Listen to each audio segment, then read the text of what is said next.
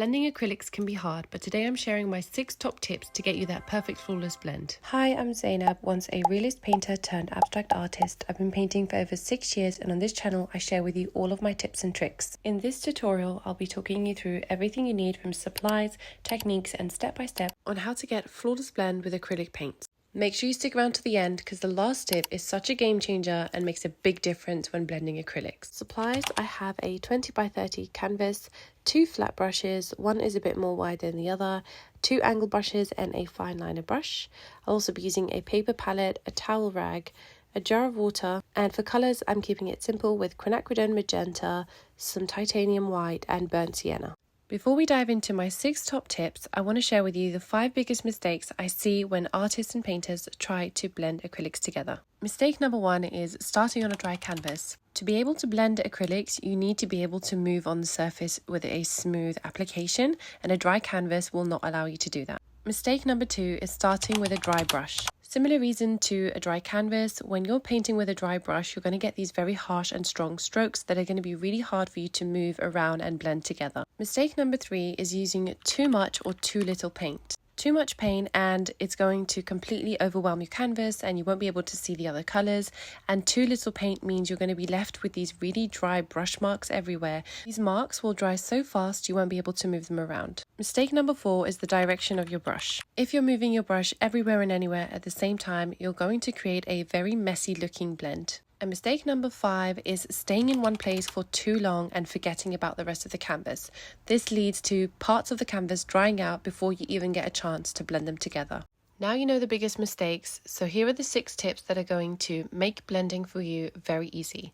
Tip number 1 is to wet your surface very generously. Having a wet surface gives you the time to be able to smooth and blend without being in a rush, and it also allows the colors to bleed together beautifully, giving it a very flawless look. My second tip is making sure that your paintbrush is wet before you start painting. This is going to give you more freedom and more time to play around with the colors because your brush is wet, which is also making it more thinner and fluid, so it is easier to move around and blend on your canvas. Tip number 3 is using a small amount of color in the beginning. As you can see, I have a little bit of paint on my palette. I don't have much, and when I'm picking up color with the brush, I'm only taking a small amount of color and then I'm patting my brush down to make sure I get rid of any excess paint. Because my canvas is wet and so is my brush, it means that I can take a small amount of paint and build a thin layer to start off with. Which brings us to tip number 4, and that is building in layers. It is very easy with acrylics to want to very quickly get everything done in one stroke, one layer, but honestly, to get a really nice smooth blend, your best bet is building in layers. Starting off with a thin base allows the colors to be placed everywhere exactly where you want them to go on the canvas without obsessing over that super smooth look. Your first and second layer, maybe even your third, are not going to be blended exactly how you want, but that is the purpose of the layers, is that it's a bit rough, and as you go on top each layer it gets smoother and smoother because the colors underneath are already there to help the transition become even more flawless. So as you can see, I am still on my first layer. This is definitely a timely process. This is not something that you rush or try and get done in 5 minutes. Making a really beautiful blend takes a bit of time, but it's also very relaxing because you need to take breaks in between the layers. So my first layer, I'm not so worried about the color. Everything doesn't need to be perfect. I'm just making sure that I have the colors where I want them. Once you're happy with the first layer, you just want to take a break, take a step back, paint the sides, go get a cup of tea and let it completely dry. So I had my cup of tea and my first layer is completely dry. I'm now going in again, making sure that my brush is clean and wet, and I'm going to spray over again to make sure my surface is wet and ready for the next layer of paint. I'm going to kind of repeat everything we did in the first step.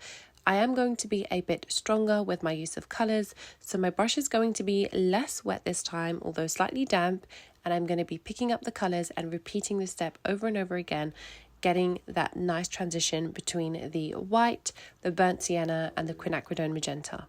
Make sure to really clean your brush in between each color because you can very easily have some leftover color and then go on to the next one and suddenly you will be having 2 colors and it can be quite hard to get rid of that colour that's left over on your brush. So make sure you just give it a good wash in your jar and then wipe off any excess water with the towel or rag just to remove any excess water so you don't end up making a puddle on your canvas.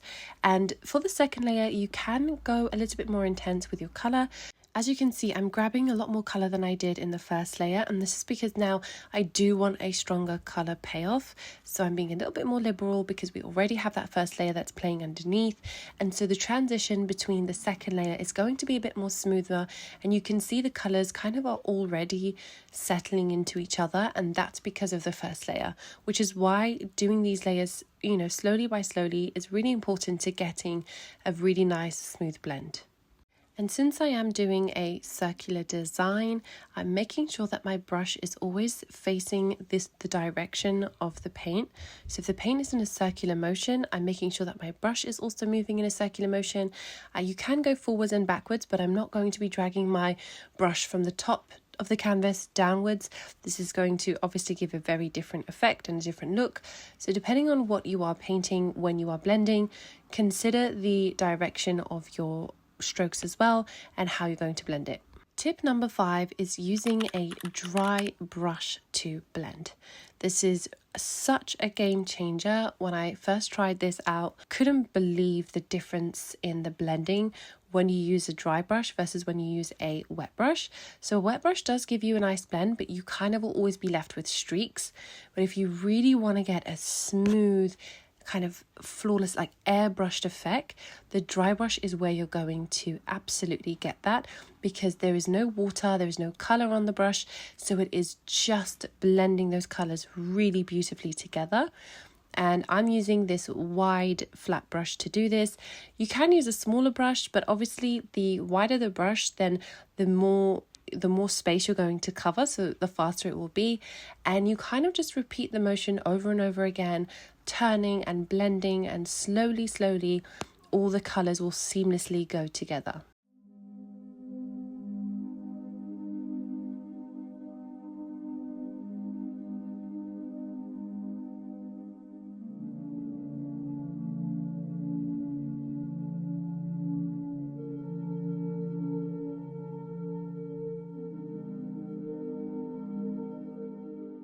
I'm now towards the end of my second layer, and I'm going to do the same thing as I did for the first.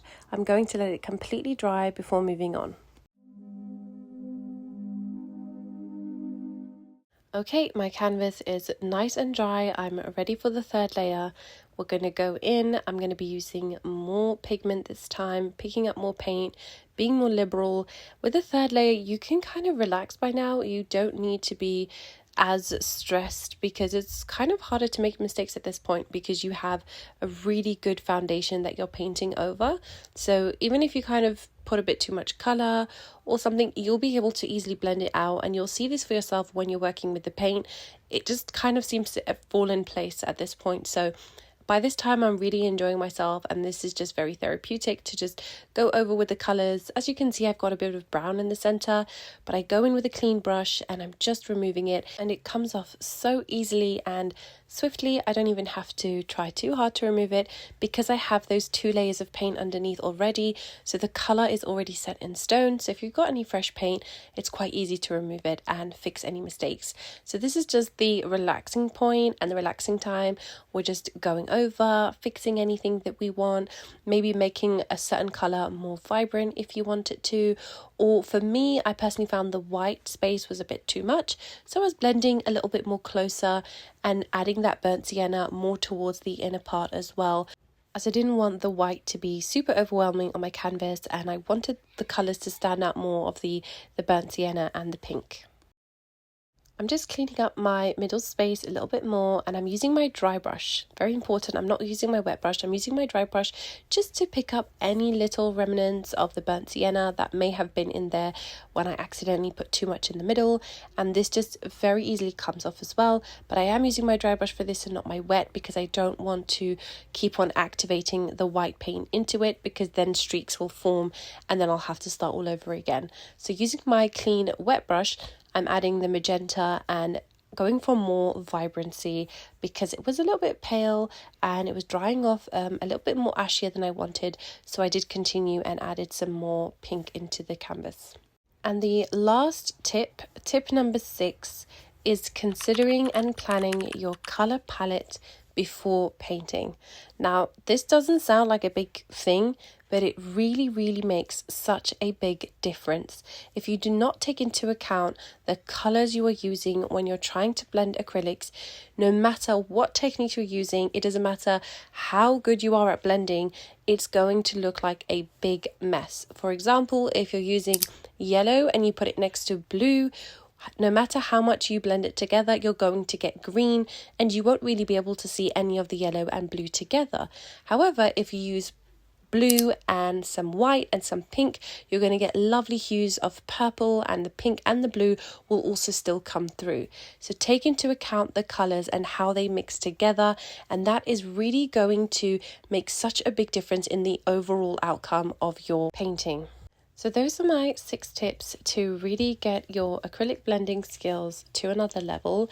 Now that you will need to practice it a few times because it is about learning the technique of moving your brushes, having the right amount of surface that is wet enough, and also just learning to understand your paints and brushes and how they work together. But I promise you, if you apply these techniques and you avoid the mistakes that I mentioned in the beginning of the video, you're going to get such a different outcome and your paintings are going to come out so much more beautiful.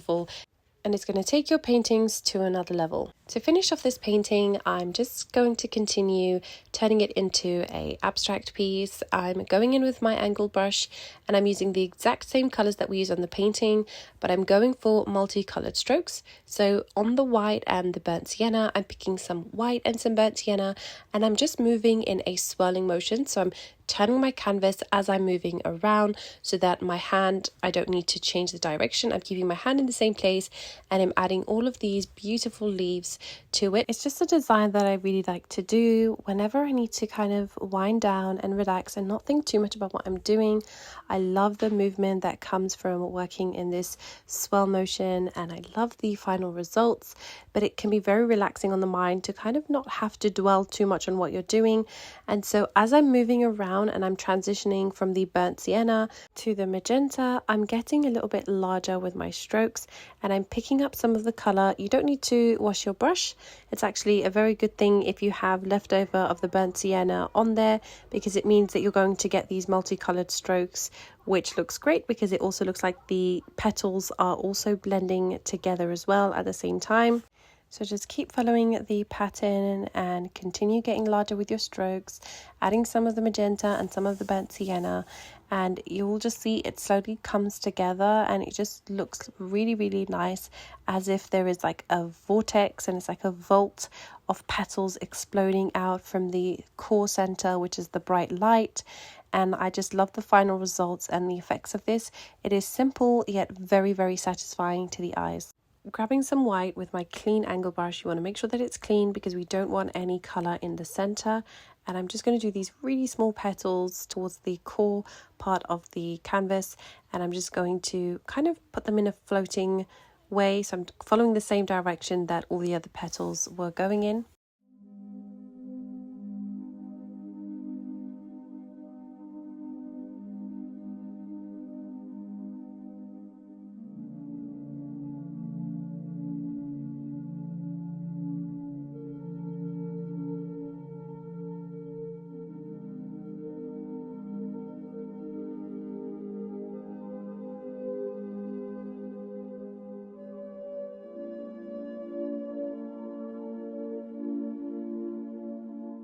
Grabbing my small brush, I think at this point I had actually forgotten that I got the liner brush, so I grabbed this filbert brush that was on the side and I started painting very small strokes, but doing the exact same technique, which is picking up 2 colors in one go. So for example, picking up the white and the burnt sienna, or the burnt sienna and the magenta together to create these multi-layered strokes. And I'm kind of painting, I guess you can call them like little cookie chips. That's what I mean. They're just kind of different shapes. They're very little, very small in size, and they're not all the same. So some are slightly bigger than the other, and I'm kind of just very quickly pushing down with my brush and then lifting it up so I get this very, very small petal effect.